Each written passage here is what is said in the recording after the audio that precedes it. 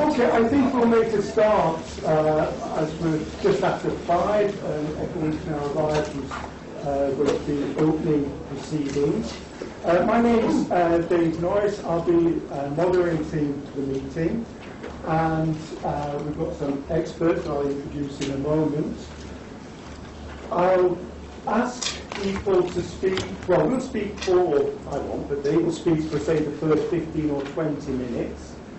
And then we'll pass over to comments and questions from the audience. Some members of the panel have to be away by 6, so I'm aiming to wind things up to 6 o'clock. Okay? Before I go any further, I'd very much like to thank Timo Schreider and Ryan Burnett from American Studies, 2 postgraduates who actually took the initiative of organising this event. So thank you very much for that. We have on the panel here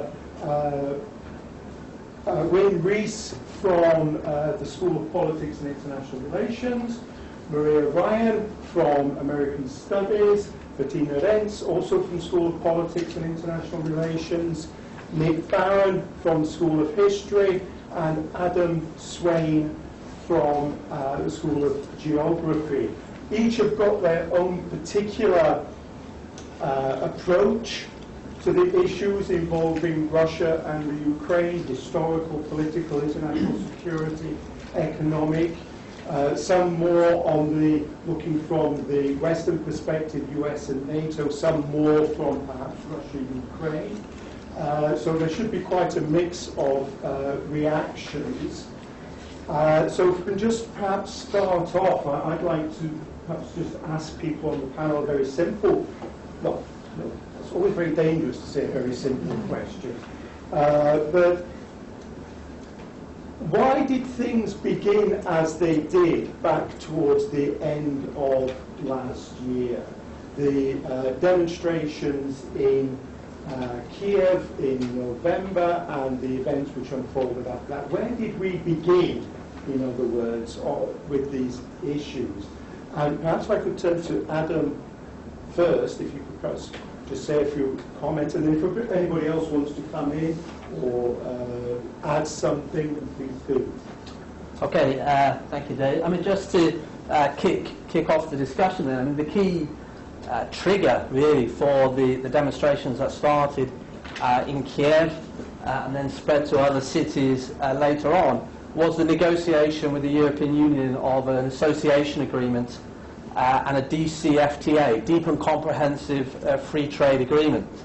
And Ukraine had been negotiating with the EU over this agreement for something like 5-6 years, since the late noughties, if you like. And indeed, after the election of Yanukovych in 2010, negotiations with the EU continued, even though one of Yanukovych's goals was to have closer relations with Russia. However, it came to a point when these negotiations were initialed, an agreement was officially kind of ended, negotiations came to an end, but then it was put on hold. And it was put on hold principally because of the case against Yulia Tymoshenko, who was detained during a trial for abuse of office and then was subsequently convicted. And the EU were arguing that they would only sign and ratify the agreement if she was freed. Then, in last summer, it became clear that the Party of the Regions dominated government wanted to sign the agreement with the EU. And so the population really got the impression that Ukraine had kind of finally taken a decision to move towards the so-called European vector. However, at that time, Putin and Russia started to use trade disruptions as a way of trying to squeeze certain key actors and to kind of squeeze the Ukrainian economy. But I think it was this sense that it was going to be agreed in November in Lithuania, at a summit in Vilnius, and then just a week before the summit, 21st of November, I think it was, the Ukrainian government suddenly announced that they were suspending preparations for the agreement. And I think this came as a significant shock to the population, who had expected that this agreement would be signed. So I think it was this kind of expectation and then a quite sudden reversal which was the initial trigger. Mm-hmm. If we then move on to sort of later events, actually regarding the Crimea, there was a referendum, etc. And I wonder if anyone would like to comment on the status of those events actually in the Crimea with the referendum and the way that these issues were taken up by Russia. Wynne? Not really my area. I think I probably want to hand that over to Bettina as a kind of Russian issue, really.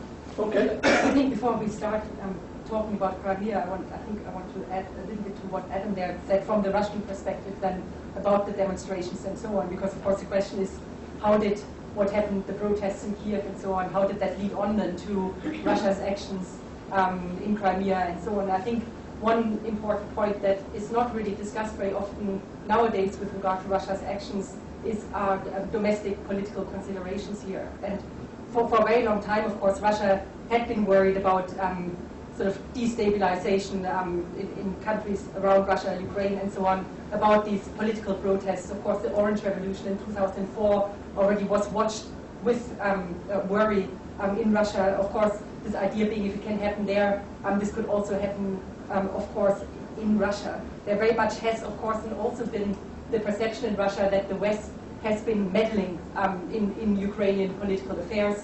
During the Orange Revolution, there was the Western support of the pro-Western candidate Yushchenko at the time. Of course, there was also Russian meddling of support for the pro-Russian candidate Yanukovych at the time. But nonetheless, these fears, of course, became worse in Russia than as Yanukovych was disposed of, and these sort of anti-Russian demonstrators, as they were seen in Russia itself, achieved the ousting of the Ukrainian government that had been, of course, elected democratically in 2012. Of course, Putin only came back to power in 2012 himself to the presidency. There were some demonstrations actually after he had been re-elected. So I think there is the fear, or there was the fear in Russia for quite a while now, in a way that the Putin regime is losing the popularity. And no matter, well, how that then led to the takeover of Crimea is, of course, a lot more complex. But nonetheless, it's very clear that they achieved the aim of stabilizing the Russian regime, and Putin's popularity has gone up quite a lot as a result. So I think the domestic political aspects are important to take into account here. I'm going to just add briefly to that. These anxieties about foreign meddling, as you put it rightly, in the colour revolutions, as the Russians saw it, led to their moves against foreign NGOs within Russia, who were seen as subverting Russian government, or the Russian state. There have been a series of laws requiring NGOs, foreign funded NGOs, to register, to declare interests, labelling them, at least in formal legal terms, as foreign agents, which led to a great deal of concern among the non-government sector, of course, in Russian. For many Russian official commentators at the moment, recent events have seemed to vindicate these anxieties. Okay, so but then moving on from the Russian context to then how these events have been seen, interpreted, reactions in the West, particularly from the US and NATO and the EU as well.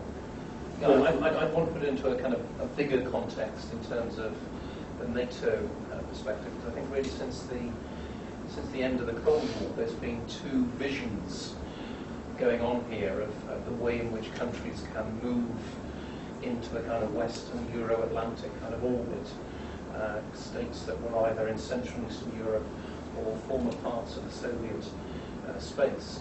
And NATO has been very kind of clear that states have got the right of kind of self-determination. They can effectively make their own choices in this regard. And clearly NATO has been in the ascendancy, led by the United States, a position where they've been able to effectively dictate terms, the kinds of countries, the ways in which countries can make themselves eligible to join either NATO or the European Union. From the Russian perspective, I think that's been a process of intense unhappiness and concern as they've watched gradually kind of these states that were former allies of theirs, or the states over which they exerted control, or even former parts of their own territory, gradually kind of moving into the other orbit. And I think with the Russian kind of view of, I'd be interested in Bettina's perspective here, quite a realpolitik, quite strategic sense of these states around us need to be kind of under our influence. There's been this fundamental tension. And now I think with not quite a resurgent Russia, but a Russia more powerful, less willing to be dictated terms to by the West, if you like, then this is a Russia that's now saying, in the case of a country like Ukraine, that's a step too far. And the Russians really aren't willing to see a state that was a former integral part of their territory moving into this kind of Western orbit. So I think the West has gone, to some extent, it's made efforts to kind of assuage some Russian fears. It's given Russia a kind of a voice in NATO. It's given it a so-called NATO-Russia Council. But these haven't really met fundamental kind of Russian concerns. And now this is a red line, I think, and the Russians are really digging in. Yeah. Just to add briefly that it's interesting that one of the men on the current sanctions list, Rogozin, was Russia's delegate to NATO for a long time. I think from the Russians it's seen, the expansion of NATO East has been seen as a betrayal. Russia was very much in love with the West, in love with America for most of the 90s until Kosovo. But there was a sense that that the West took advantage of this situation of the collapse of the Soviet Union. The Russians are constantly pointing out that in 1990, in return for authorising or permitting German unification, they received a series of implicit, perhaps quite explicit promises on the part of the West, Genscher, James Baker, Douglas Hurd and others, that NATO would not expand to the east. And while they feel the betrayal, and they certainly feel this great anxiety, you talk about a resurgent Russia, it's to a large extent that the new Russian nationalism has organised itself around these resentments and in response to what it sees as a betrayal by the West for the promises that they made. Can I just bring Maria in here? Because we've started off, as we should have done, with looking at, from the Ukrainian perspective, the Russian NATO. And it seems that specifically now we're getting more on sort of US reaction, because you mentioned Kosovo, for example.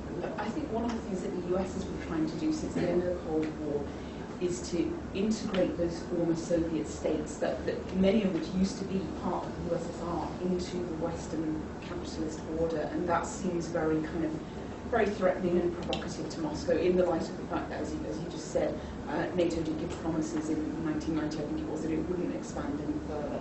And I think from a US perspective, they very much see NATO as a vehicle through which they can project American political and military influence into Europe. It's an organisation that can be used to maintain a balance of power in Europe, because the US is the biggest power in NATO.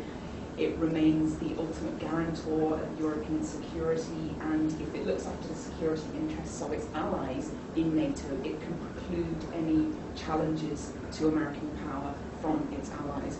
So I think that NATO, a long time ago, stopped being a Cold War alliance, and actually it's been used as a vehicle to project American power into Europe, and that is increasingly going further west, and that's very provocative to Moscow. Okay, so we've heard something now from each of the people on the panel. Could we throw it open now to the audience and ask for comments or questions regarding the events between Russia and Ukraine involving Crimea? I have a couple of questions. Once again, one that might a little bit. Can everybody hear? Okay. Is that better? Okay. My first question really is about how we get our information from what goes on in Ukraine, especially given such media bias from both West and East. How do we know what's going on the ground, and how does that inform what we see is going on in Ukraine. My second question might require a little bit more discussion. If we see the Ukraine as essentially an extension of power politics between large power blocks, especially considering that the EU is involved, what consequences does that have for the idea of like the European project, which, you know, one of its avowed present tenets, was preventing the kind of brinkmanship which led to the two great wars. So yeah, I was just wondering what consequences it would have for the European idea. Okay, we'll take both of those obviously separate questions. First of all then, how are we getting our information about what's happening in specifically Crimea, Ukraine, as one question, and then also how do these events impact upon the European project?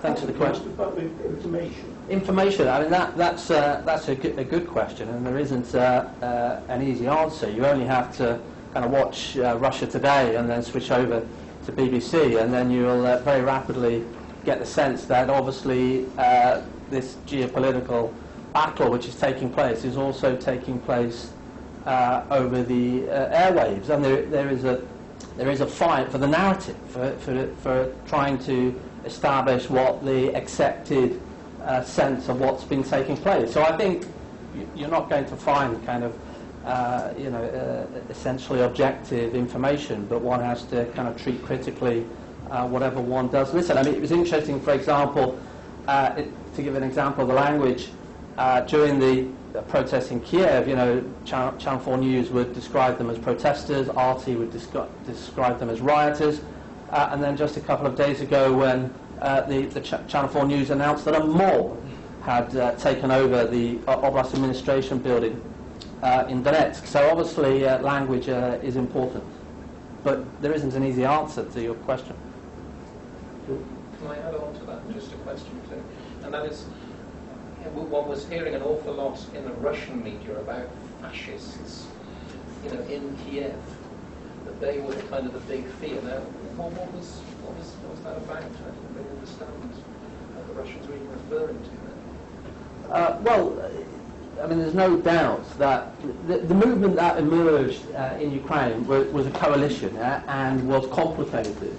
But nevertheless, one element of that movement was the far right, particularly from Western Ukraine, with legacies going back to the role of the far right during and after the Second World War. And I think it's undeniable that the far right were there, whether you call them neo-Nazis or ultra-nationalists or neo-fascists. One could have a debate about precisely how you label them, but those far right ideas about an kind of ethnically pure Ukrainian nation was a driving force for a minority of the protesters. But what happened is, through the radicalization, as the protests became more violent, it was those shock troops associated with these far right groups, particularly Pravi sector, right sector, and they were absolutely crucial for securing the victory of the uprising. So, and the Russians prefer to see the movement as almost wholly fascist or neo-fascist, whereas I think it would be more accurate to say that the far right was just one element amongst a number that helped to explain why you had the mass mobilization that you did. It's important also, I think, to understand that labelling these groups fascist is not principally on the Russian part a diagnosis of current political formations or attitudes. It's a direct citation or invocation of the narrative of the Second World War, as you said. It is about the Ukrainian National Insurgent Army, it's about Stepan Bandera, who was on the banners of some of these protesters for a while. It's part of the more general current Russian state strategy of invoking the Great Patriotic War as a rallying point, a reference point for contemporary state-centered nationalism. So it's a Russian attempt to, as it were, capture the narrative and link it to the Second World War. Well, it's a continuation of the same struggle, which... Yeah. Both sides are using that narrative, but it's not. But it's also in East Ukraine. Many people would support that Russian narrative, and that's partly because they're saying Russian TV, but it's not wholly to do with that. So it's not just a simple Russian-Ukraine thing. There are divisions within Ukraine as well. Okay, can we take the second question that I was can asked? speak to that a little bit. It's quite interesting, and I think this will be quite a sad, or it is kind of a sad development about the European project, because for the first time, and I read today several articles in the Russian press, statements by Russian politicians and so on, and a very good article in the Izvestia by Sergei Karaganov, who is from the Russian Academy of Sciences, a well-known Russian political scientist, who said that more or less, well, Russia from now on does not really consider itself a part of Europe anymore. Doing very well all throughout the post-Cold War era, there always was talk about Russia being essentially a part of European civilization and so on. And this seems to be abandoned at the moment. And very much the perception there is again that this idea of Russia being a part of Europe has failed because the European project has been taken over by a more sort of US dictated idea of the West. It's very much Karaganov again discussed this idea that both Yeltsin but also Medvedev suggested the creation of a new, for example, European security structure that would be not dominated by NATO and by the but something that would be more suitable to the post-Cold War security environment or the post-Cold War environment. And this, of course, has failed and was never taken serious by the West. Also, Karaganov, in his article, had quite a distinct, very negative, almost attack on the EU as well, basically saying that the EU as a project has failed with the euro crisis and so on. And in a way, by expanding towards Ukraine or trying to envelop former Soviet states within it, is trying to find a justification for why it is still relevant. And I think for me that is a very negative development, because so far NATO was never popular in Russia, and popular opinion was very much against it. But the EU was seen as something quite positive, and I think this is also changing now, and I think this is really not in anybody's interests, least of all also to Russia. Then we'd like to take further, looking perhaps now from the US or the NATO perspective on this issue. I was just going to add to what you were saying, Bettina, about NATO. When you asked the question about the future of the European project, I also thought you could ask, what does this mean for the future of the NATO project? Because the purpose of NATO in the post-Cold War world has really just been to expand in order to find a role for itself. And now it's got to the point where it's expanding into the former Soviet space. It already has done that.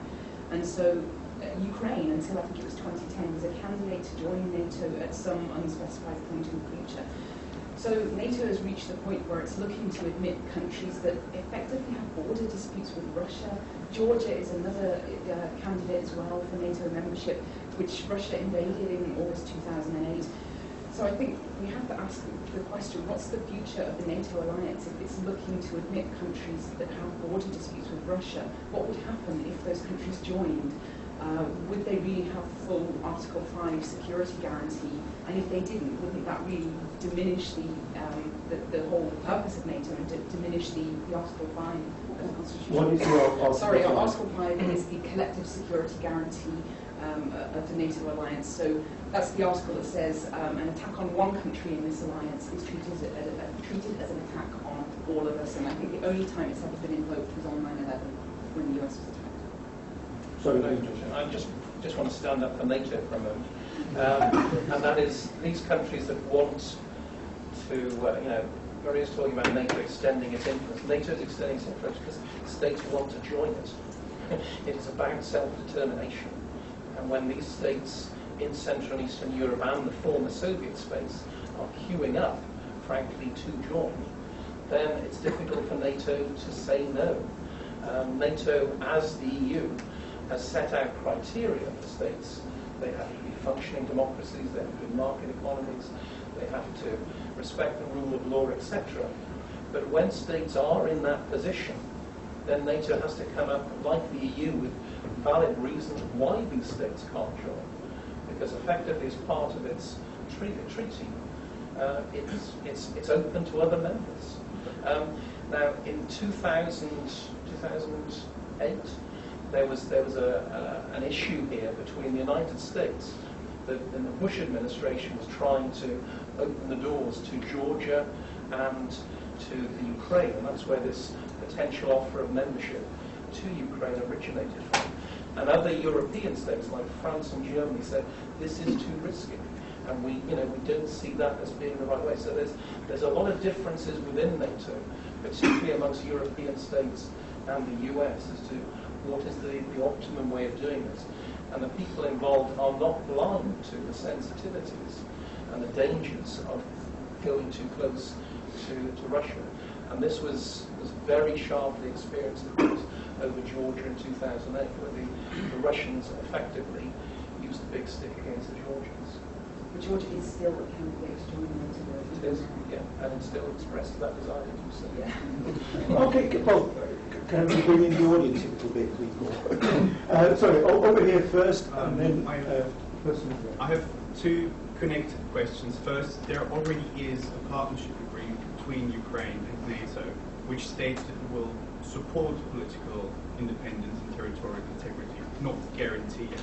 Now, what we've seen in the developing situation is that the collective security structure has been characterized basically by inaction. So what would that situation mean for future potential NATO members? Is it really going to be as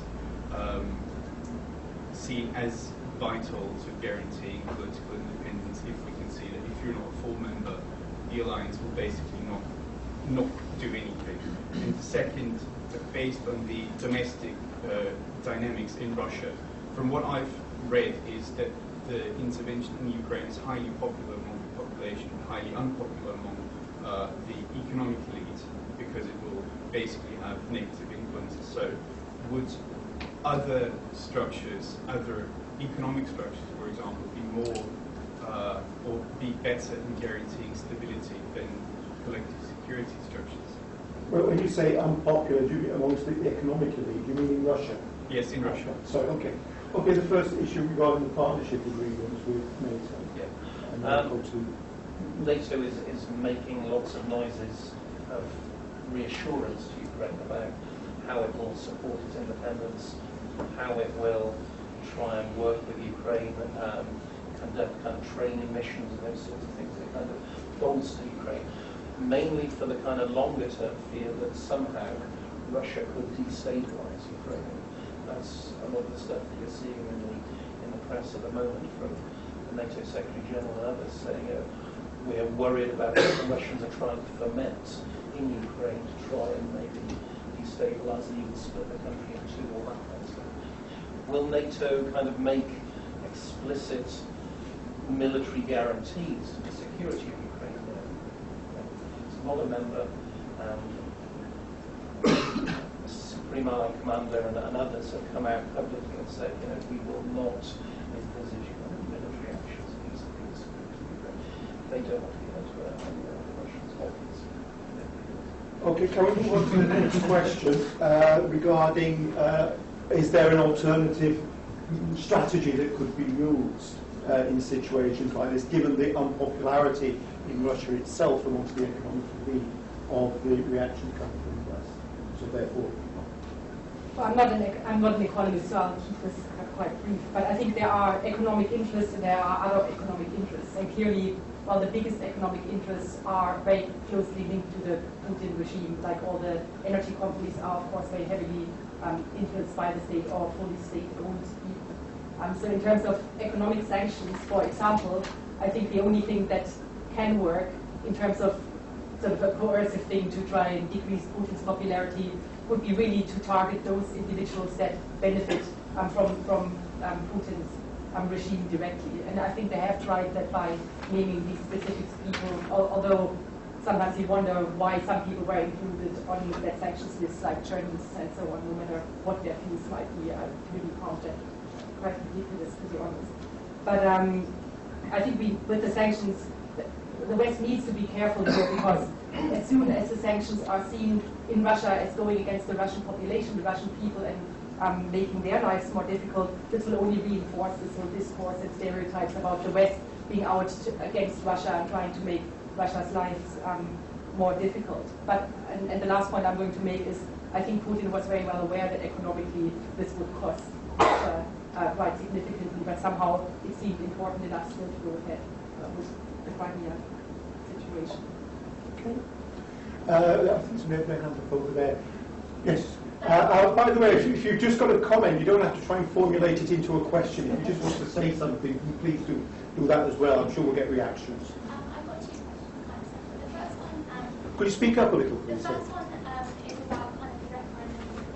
When I saw, I think, the rate in terms of how much they agreed they wanted to get out of Ukraine was like 92%. So I kind of wondered, or around about that, I'm not sure what the exact statistic. I wondered what your impressions of that were, like whether you thought that was actually the case, and if it was, how much there was a real kind of support to join back with Russia or stay in Ukraine. And then the next question is a bit more complicated. When I first kind of saw the sort of thing with Crimea moving away, it immediately made me think of Hitler and appeasement. I know we're not at that stage where Putin is moving into other countries, but there have been instances in the last couple of weeks where he has said that he's looking to finish territory belongs to Russia. Latvia is very much concerned that Russia's going to move in that sense. I mean, is there going to be a point where the West feels it needs to respond because Russia's going to keep pushing the boundaries in order to kind of go into these territories? And is there going to be a point where we're going to have to say, okay, it's nothing to do with us, maybe they aren't part of NATO, but if we let this carry on, then Russia will feel that it can just take back these territories and be belongs. Okay, so two, again, distinct questions, one relating to the referendum in the Crimea and then the other sort of concerning what appears to be perhaps Russian expansionary policies. Adam, about the referendum. Yeah, I mean, I think, and this speaks to an earlier question from Dave, I mean, I think international relations scholars would agree that technically the referendum was illegal, although then there is the other doctrine of self-determination. But I think it's important that whatever we think about the referendum, it would be a mistake to think that there wasn't a genuinely popular will for unity with Russia. There was an opinion poll taken during the political crisis, which showed that 41% I think it was 41% of the population wanted unity with Russia. Then you had the polarizing effect of the ousting of Yanukovych. So it's likely that that figure will have increased because of the ways in which it was interpreted, what had happened in Kiev. And again, it's ethnically 60% ethnically in Crimea is Russian. Very dominant, something like 80% people, their mother tongue is Russian. Virtually no Ukrainian language broadcasting, virtually no Ukrainian language newspapers and what have you, and in education in schools. And so it's very clear that whilst 97% is unlikely to be an accurate reflection of the popular will, and of course there are all kinds of problems about there were soldiers on the streets or in certain areas, and there was a one-week campaign and it was kind of polarized and what have you.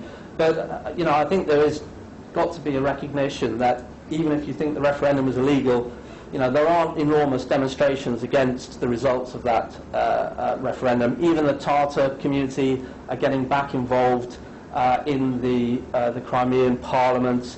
Again, if you look at the last local elections to the Crimean Parliament, I think in October 2010, something like 65–70% of people voted for pro-Russian parties. So there is a genuine will in favour of, if not unity, then certainly a very close relationship with Russia. And I think your second question following on from that is this simply the beginning of where we could expect further Russian expansionist aims? I'll take that because I do Russian security and defense. but Nick, if you want to go first. No. Well, I think no. Again, this comes back to the information. Sorry, that just gets my thing up. I think it depends on what kind of newspapers you read. But I think, that there's no indication. I think it's far from me to defending Putin or anything, but I don't think Putin said Finland is part of Russia and we're going to take it back. What we have to bear in mind is that, again, not justifying what happened in Crimea, it was illegal under international law, and the referendum was ridiculous the way it was organized. But Crimea is an exceptional case. Crimea is not Poland, or it's not the Baltic states, and it's not Finland. Crimea was a part of Russia, of course, for a very long time, until 1954, to be precise. There was very long that perception that Crimea is a part of Russia. And I read again, I'm not Russian myself, but from the Russian friends I have and have spoken to, also read some Russian liberals writing about this. They said even the most liberal Russians find it hard to sort of give up on Crimea. So Masha Gessen, who writes for The Guardian, for example, has written there, I can be rational about everything, but not about Crimea, in a way where this has often been seen as the birthright almost of Russians, where they used to go on holiday and so on. And also, of course, from what Adam said, this pro-Russian sentiment, the fact that 60% of the population is actually Russian, make this a lot easier. And I think this idea that this is only the beginning, that Putin will expand into Finland, Sweden, and so on, is tending towards the sort of paranoid, I think. Okay, did you want to add something? Well, just very briefly, I mean, being a historian, I've already brought it back from 2014 to 2004 with the Orange Revolution, 1990 with German unification, but 1954 and back to sort of 1783 when the Crimea was first incorporated into Russia. But it's the great naval base as well. It has a great symbolic role in the Russian historical consciousness. And I absolutely agree with what you've said. I just don't see why Putin should want to recreate the Soviet Union, which is the implication of these sorts of accusations. That's not said, I'm not supporting Putin, and Putin might not agree with me, I can't predict what will happen, but I can't see any rationality. He's struggled for 13, 14 years to maintain the integrity of the Russian state. That's what Chechnya has all been. The brutality in the Caucasus has all been about ensuring territorial integrity of Russia, the Russian Federation, the multinational state. Why then he should want to create even greater headlines by trying to reincorporate states, the vast majority of whom would resist militarily? I don't know, and I think these are very peculiar, self-serving accusations on the part of some interests. Just a quick comment on top of that. The West, isn't rushing troops into all the kind of states around the Russian space. What they are doing is signalling to Russia that effectively any attempts to kind of foment kind of problems in some of the Baltic states and areas like that have large Russian-speaking populations will be resisted because those states are NATO members. So there are some military aircraft, for example, small numbers that are going to some of the Baltic states and to Poland as a way of just signalling to the Russians, NATO is serious about the security of those states. There's lots of other comments. I think there was somebody at the back, actually, was there? No? Okay. Yes, you. I wanted to make a comment on something. Could you speak up? I wanted to make a comment on something that wasn't widely reported in Western media, and that was the American ambassador to Ukraine and Victoria Nuland, who were seen in the protests handing out food, handing out bread, offering support, and also the I Am Ukrainian video, which was a video that went viral of a supposed protester saying, we're the people of Ukraine and we're fighting this oppression by Russia, but it turned out she was actually from Stanford University. So I was wondering what the panel thought could this be perhaps the tip of the iceberg of wider American involvement in the protest, because nobody ever suspected American involvement in the Iranian coup d'etat in 1953 until about 20 years later. So I wonder what the panel thought about that. So you're suggesting that there was United States involvement at an earlier stage, not just now? Possibly earlier or maybe future. Well, correct. Maria first. That certainly would not be unprecedented at all. And I think in the case of the Iran coup in 1953, I think it probably was known at the time, actually, that it was a CIA MI5 coup. And it's hard to keep these things secret.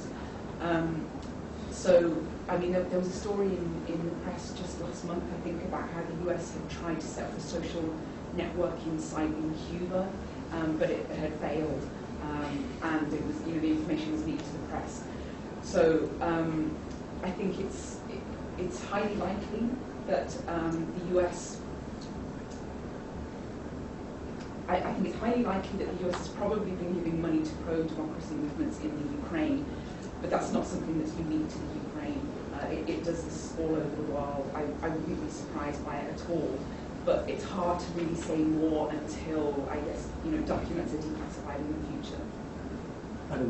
Yeah, I mean, I think it relates to the earlier question. I mean, I think it would be a mistake to kind of perceive that not to see what happened in Crimea as being a reaction to what happened into Kiev. And indeed, there are strong grounds to believe that the US, lit the touch fuse in Kiev, and then once the discontentment that existed in Ukraine kind of led to mobilization, Senator McCain went over to Kiev and was saying, US stands behind you. It's very clear that on each side of the barricade you had the USA on one and you had Russia on the other.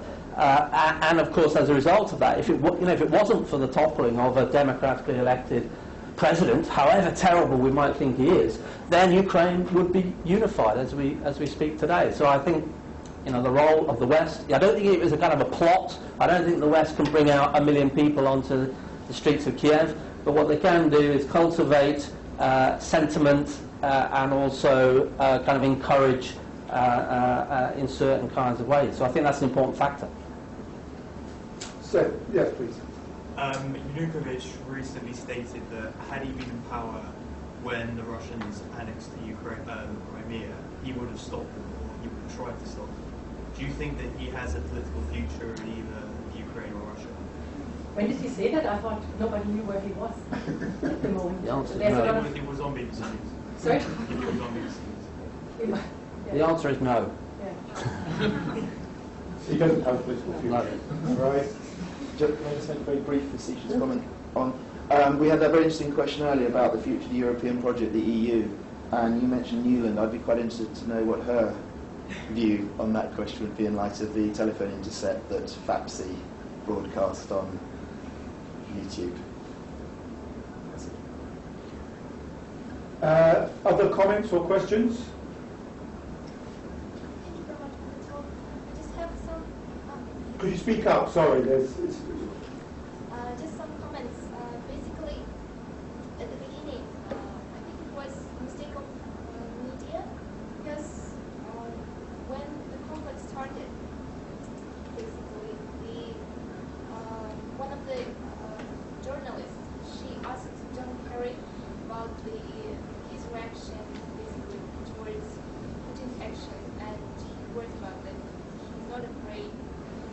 He's not afraid of Western powers, and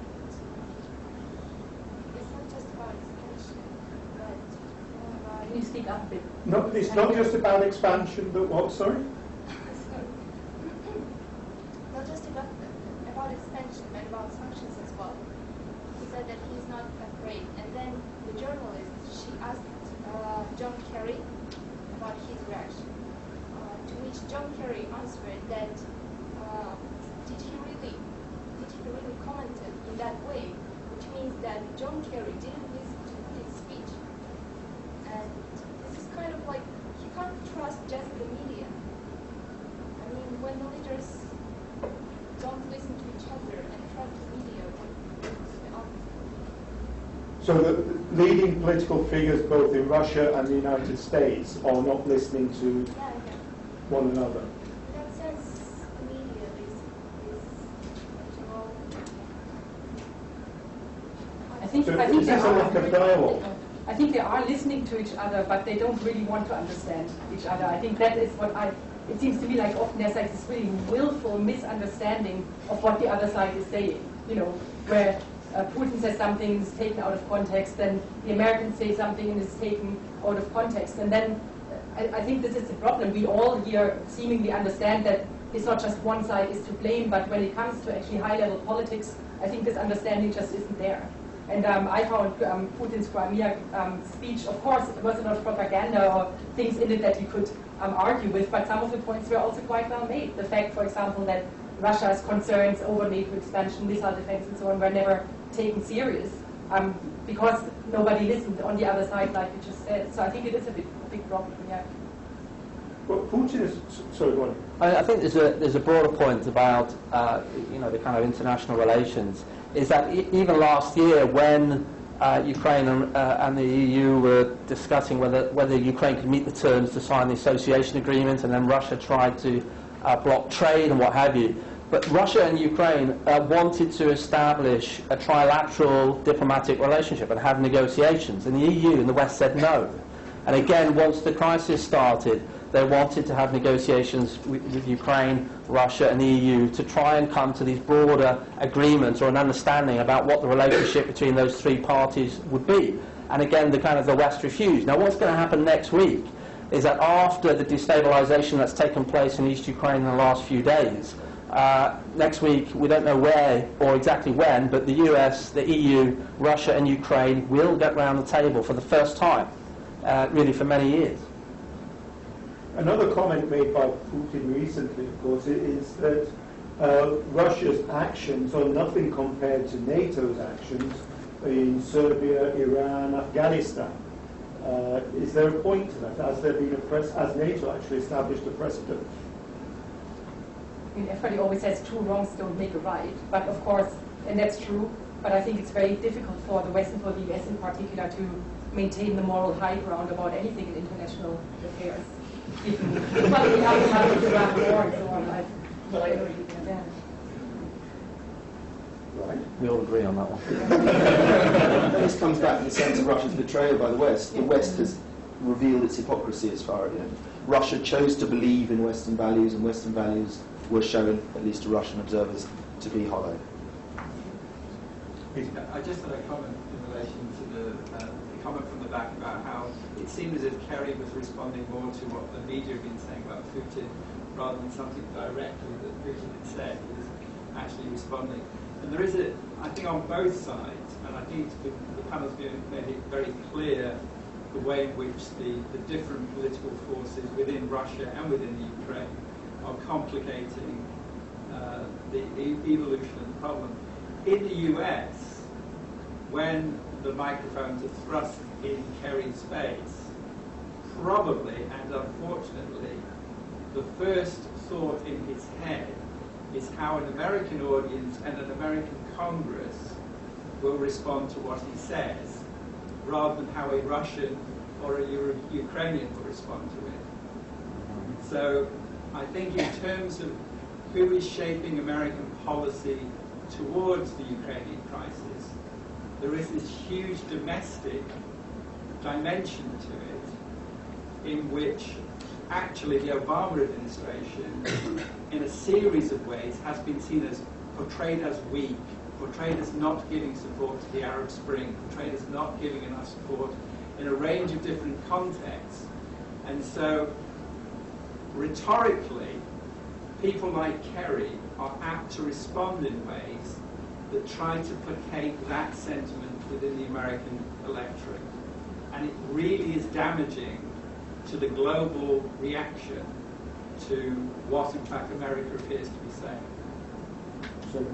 Yeah, I mean, just to add to what you're saying, Peter, I think one of the age-old problems that the Democrats have is that they fear looking weak on national security. So I think you're absolutely right that Kerry's probably thinking, what's the Republican Congress going to make of this? Because their strategy has basically just been to oppose everything that Obama does as a way to try and get him out of office. So you have gridlock in Congress and people blame the president and vote for the Republicans next time around. And that part explains to me, I just don't understand America's policy on this, because it's not merely that it seems misguided, it's been counterproductive at every moment. There's no better way of ensuring that Putin does something than to tell him not to do it, with no means of it whatsoever of enforcing what you tell him to do. Yeah, I agree. I mean, I'd be very interested to know what Ukrainian political elites who are pro-Western are expecting from the US, because the US has encouraged it's encouraged Ukraine to join NATO. It's given a lot of support to pro-Western elites in Kiev over the last 10 years. But at the same time, it hasn't really promised them anything concrete. So I do wonder whether, it's kind of irresponsible really to cultivate this pro-Western sentiment amongst elites and the population at large in parts of Ukraine, and then say, oh, actually, there's not much we can do to help you in this situation. Yeah, I mean, I think the answer to that question is that they are very disappointed.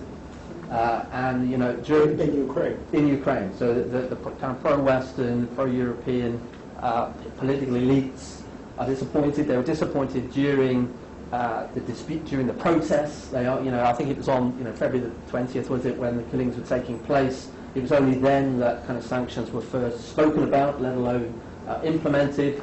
But of course, more recently, with the incursion into Crimea, I think it's the 1994 Budapest Memorandum, and the US and the UK is a guarantor, along with Russia, of Ukraine's territorial integrity.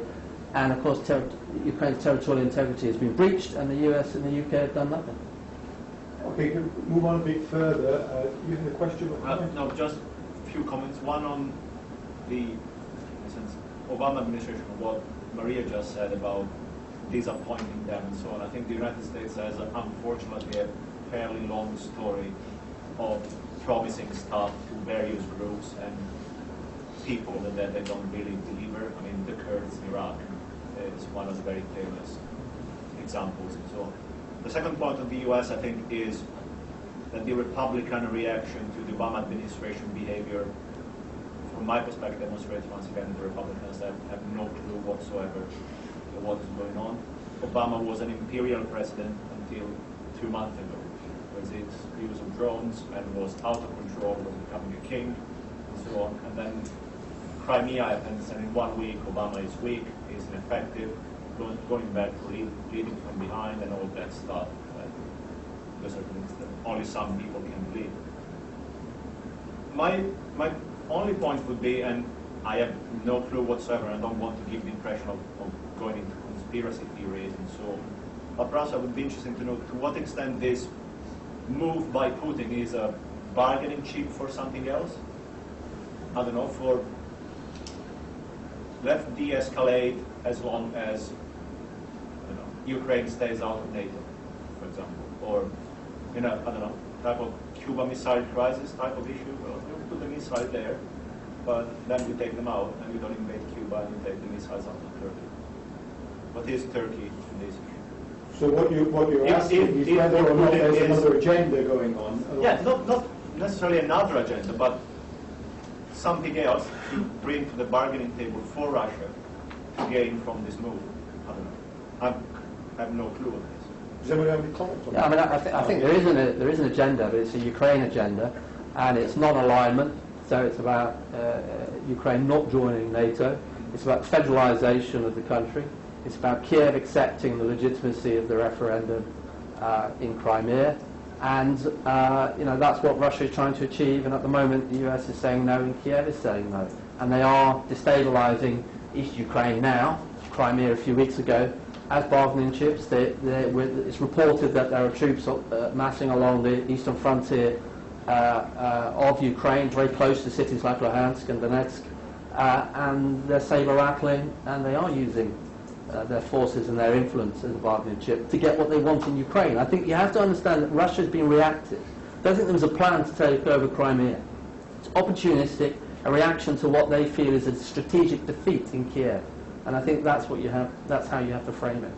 How important do you think the naval bases are to Russian opinion? The political elite I'm talking about. Well, Sevastopol is even more kind of pro-Russian and ethnically Russian. Sevastopol city, where the Russian Black Sea Fleet is located, than Crimea. So that's an important factor. But they signed an agreement, the so-called Kharkiv Accords, April 2010, when Russia got access to the Sevastopol Black Sea Naval Base until 2042. So I don't think, so they will have that access anyway, so I don't think it's immediately important. As I say, I think that's all contingent. I think they're just reacting to what happened in Kiev. Can I just add something about this issue of weakness has come up quite often. This idea that the West is weak in the face of what happened, that they couldn't do anything. I think we need to keep a bit of a sense of perspective there. I mean, if we say, the West spoke out, or the US and the EU and so on, quite strongly, sanctions were imposed. What else should we have done straight away? When people say there's a weakness in the responses, I think these sanctions are not evidence of weakness. I think this was the only actually option of, you can't just go and threaten a nuclear war straight away or use military force. I think we need to keep perspective here on what actually happened. It's not that Russian tanks started rolling into into Europe and so on, but that required an immediate military response. Again, not saying that nothing should be done and that it was wrong, of course, what happened, but I think this idea that a stronger response should have been taken straight away, I think requires a little bit more thinking through of what that would have actually risked in the long term. I thought, is there somebody else behind you? Yes, I wanted to comment on something that you just asked about Black Sea fleets. You asked how important it is to Russia, so I'm being Russian, so I can say that it's not just important economically, politically, and it's actually important for people. Everybody, about this situation, people were quite divided about the opinion against Putin or pro-Putin politics. But both these halves, they were saying Crimea has always been sort of Russian. It's not just because it's been until 1952 it was Russian, but also it still was staying like mostly kind of Russian. Mostly Russian people were living there, and just culturally it was Russian territory, and basically Black fleet on the Black Sea was also Russian. And also what Russia didn't want to have fleet next to NATO. If Ukraine becomes part of NATO, Russia doesn't want definitely to have fleet next to fleet of the USA or something like NATO part. And I also wanted to comment to the question from the lady there about climate. I read the articles about this in Russian, obviously, and it wasn't serious, it was actually jokes. So as well as about... Didn't translate very well. No, so it was definitely jokes between people and in papers and like sort of newspapers which are not serious. So I asked was ours as well, let's get it back as well. So it wasn't serious, and I don't think it will be accepted in politicians. So. But your comment's quite interesting that across the Russian action in Crimea is actually uniting Russian political opinion of pro-Putin and anti-Putin. The main thing is that people still think that Crimea is Russia, and I've been to Crimea about 8 to 10 years ago, and people are supposed to speak in Ukrainian there, and because I was a kid, I didn't know Ukrainian, and I was buying something in a shop, and I gave Russian rubles, and obviously this is not the money that should be accepted there. And the lady said, please don't do it again. I'll take the rubles from you because you're a kid or something, but don't do this again. We're actually not supposed to do it. And all this sort of like cultural thing is still Russian.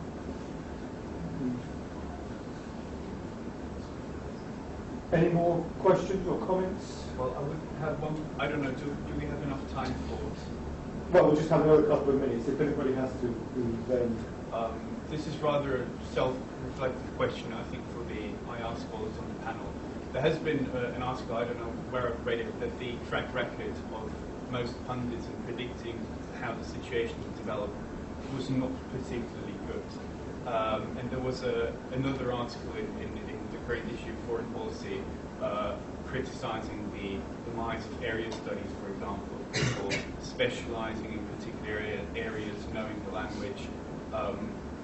So do we need to change something in IR scholarship, in how we educate people in bridging this gap between seemingly not knowing what the other side thinks, if there is another side to begin with? Yes, in terms of the decline of area studies and particular country experts, that's a big problem. Yes, in terms of the characteristic inability by our scholars, of which I would count myself as one, to predict, big global events. Did we predict the end of the Cold War?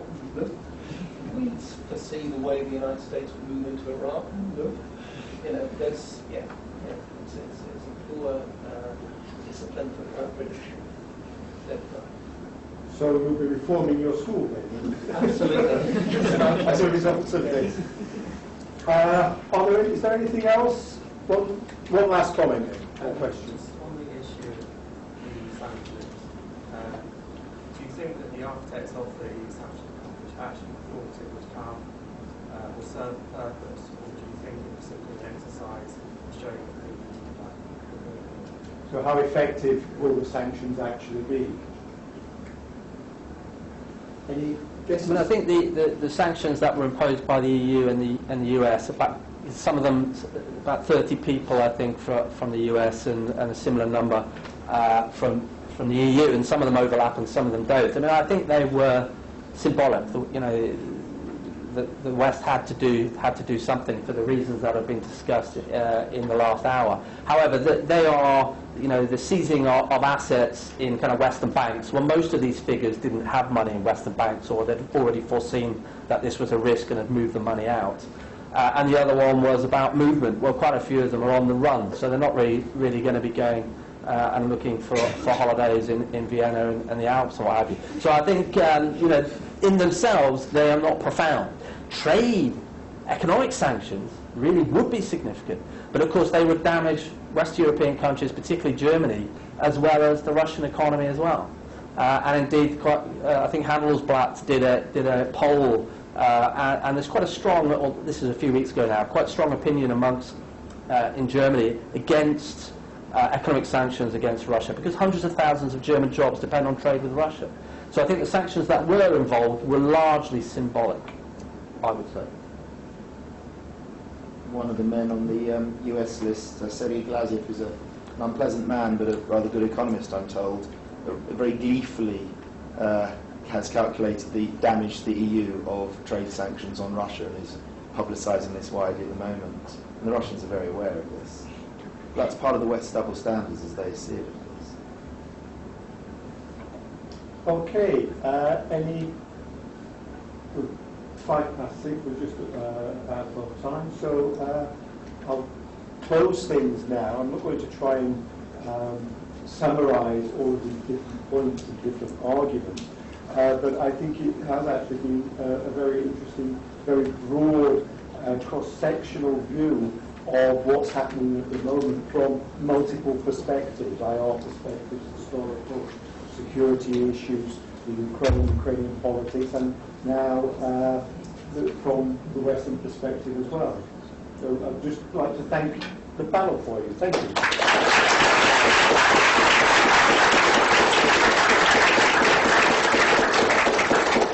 And thank you all for coming at a time when I'm sure that some of you are also thinking about exams and stuff like as well. Gracias.